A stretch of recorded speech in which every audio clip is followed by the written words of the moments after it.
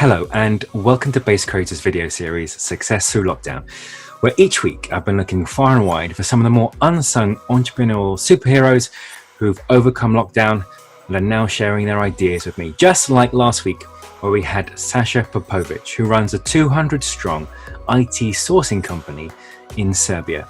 And one of his biggest challenges was moving their IT company from in-house to remote working in an instant. And we discussed how they still managed to retain their strong cultural and team values using software like HeartCount, which scores happiness. You can see Sasha's interview on the Base Creative website now. Businesses big and small have had to change, adapt, pivot, or completely innovate during lockdown in order to stay relevant. And I'm using this video series to explore how all businesses over the globe have done that. Today, I'm speaking with two artists, one of which has set up a new way of bringing art straight into the home through the use of technology. Let's see what they had to say. Hi, I'm joined with Caroline and Matt. Caroline Banks, you're an artist. Quick 30 seconds. Tell the guys a bit more about you. Well, yes, I am a visual artist, I suppose visual and mixed media, and the work that I'm obsessed by really is the energy and the memory of gesture. There are a couple of pieces behind me. It's a pair of scrolls, and so it's very gestural, quite calligraphic. I'm also obsessed with, I use the word obsession a lot. I'm also obsessed with the gesture of the circle. That's another really important part of my vocabulary. Great, welcome. And we'll come on to you in a second, Matt. But Caroline, at the beginning of lockdown, back in the middle of March, I imagine as an artist where you're buying art, the experience of seeing it in first person is really important. What was going through your head and how did you feel when lockdown was announced? I was in shock, actually. I've just been working non-stop for 3 months, preparing 2 bodies of work for 2 art fairs. The Affordable Art Fair took place mid-March, so that was already affected by impending lockdown. Attendance was down. Everyone was very, very nervous. And then before the next thing we knew, my next fair was postponed. So I was A, exhausted, and B, had no income at all for the foreseeable future. Right. So there was a thing, I think, appearing in a lot of these interviews I'm doing, which is this. I originally had this plan I could see months ahead, and now I have foresight of, no more than a few inches in front of me. And especially when it comes to, income and revenue and clients, in your case, curators and buyers, where are these people going to come from? So what happened next? Apart from hyperventilating, it was, it was this. There was initially this thing of you've got to be present online. You've got to do all this stuff. You've got to this hyperactivity that I just couldn't handle at all. And then there was a message from Fricks, who works with Matt on this project that we've initiated, saying, look, we realise that all the fairs have been postponed indefinitely. We want to do something about it. We've got this idea. Do you want to talk about it? And it's like, oh, for God's sake, please, yes, can we? I need something to look forward to. Yeah. Right. So enter stage left, Matt. Matt, this is your cue. Tell us a bit more about what you do and how you got involved with Caroline. Well, you see, like Caroline, I am also an artist, but I saw out of this whole lockdown situation, I saw all of my shows disappear in front of me as well. So I saw all that disappear. But being a bit more digitally native, my first thought is, I can do this online. I can bring together all of these people. I can bring together all these conversations online. And the idea of creating a virtual art fair was formed, and by doing that, our basic first point of call was to find the right artists to be able to collaborate with this before we'd even actually locked down what A, the business model was going to be, but B, how we were actually going to do it. So this was literally the second week of after the government had locked us all down, and it was okay, we can do this now. Let's make this happen. So it was all of that nervous energy. I basically tailored into being able to, I suppose, start this new project, as opposed to trying to go through all of the old ways. Updating my work on all the websites, updating all of the different galleries who were desperately trying to work out what to do. Okay, so explain how the concept works then, because this is not just about people logging on and having a conversation with artists. I imagine, a Zoom call with 50 people on, all trying to converse with each other, isn't practically suitable. So how does the concept work? Okay, so the concept works really, really simply. So we set up a website which acts as a catalogue and a guide to the art buyer. So once we have obviously channeled the art buyer to that, they can view the work, they can look around the work, and they can read the artist statement, all the normal things you'd get on a normal website. But then you can actually click through and step into the artist's studio. And at that point, you can then have a conversation with the artist. So as you say, that there can be 50 people in a room, there can be 2 people in a room. So there's quite a lot of skill to be able to navigate that conversation. So you go from talking to everybody in like general terms to be able to pull people into like the conversation. So it's this new use of Zoom which adds that extra layer to the art buying process. I see. Okay, so usually at in-person art shows and gallery openings, someone's walking around with glasses of champagne just to keep the conversation going, and people open their wallets a bit more. Do you send them a little bottle of champagne when they log onto the Zoom call? Well, we do actually suggest. Yes, we do actually suggest that that you bring a drink, just to be able to ease all those conversations, and that also gives a sense of the personality of the brand.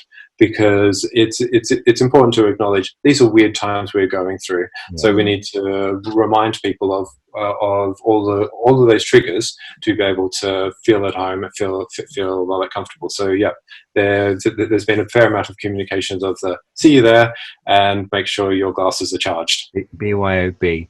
It's a really relaxed, accessible, friendly environment that we are creating, and everything within the VR show is geared towards that feeling of we're just here, we're happy to welcome you. It's really easy, it's not scary, we're just people on the other side of the screen. Absolutely. So how soon after did you run your very first virtual show then? How soon after the lockdown was announced? The first show was in the first week of April, so it was the 18th. Okay, the second week of April. So basically, once we decided, and after that call with all the artists, we decided that we were going to do it 10 days later. Which, as you could imagine, putting on any kind of event in like 10 days is a little bit of a harrowing experience. But more than anything, Fricks and I wanted to test this idea. Test quickly, see if it would even work, see if anybody would be interested, so that we could work out where to change and like where to move to. So our thoughts was, let's do it as fast as we can. Let's invest a small amount of time as well as cash into this, and basically see, is this the way which people are going to respond? And people responded. I was blown away with the response which we got on that very first show. Great. Caroline, what was your experience as an artist during the first show, or even few shows? The first show, the experience itself was actually quite wonderful. Leading up to it, it was quite stressful, because we we almost ended up being, well, a collective. So everybody was piling to do everything they could do. So we drew on all our contacts, all our skill sets. We were learning from each other, and it really was very focused. So, you know, we were just there. That was it. That's what we were doing. And I still can't quite believe that we did it in 10 days. And then the experience itself was, I found it really nourishing. Having some good conversations with people. And it wasn't, you know, we weren't just talking about art. So it was really for people who are interested in art, as well as people who can afford to buy at that point. And the conversations, you couldn't really predict what the conversations were going to be about, because it was just like having a drink in a space with people. I mean, I had probably, I think the most people I had at any one time were 8. And we were talking about all kinds of things. But it was very much how this, you know, how our creative process works within certain parameters. And yeah, it was that feeling of connection that had been missing so much. Yeah. It's a kind of strong community feeling. It sounds like. And in terms of the next steps, there's a question for either of you really. What's been the impact of it? So both, you know, qualified, quantifiable impact, you know, number of people logging on, sales even. What's happened? I mean, as I said, I've been blown away. From this thing, which started out as a, can we do this? We have developed into 3 shows now. The number of visitors we've had has doubled over those 3 different shows. Yeah. But the kind of big amazing things for me is we've been able to take the show internationally with artists from LA, New York, and also like London. But we've also sold work into Siberia and India and the US. Yeah. And the US. Yeah. So this is the sort of thing which wouldn't happen in your normal pre-lockdown gallery show or your pre-lockdown fair. These things just wouldn't happen. So it's been a wonderful way to be able to build this community, but also be able to profit from everybody's effort. Yeah.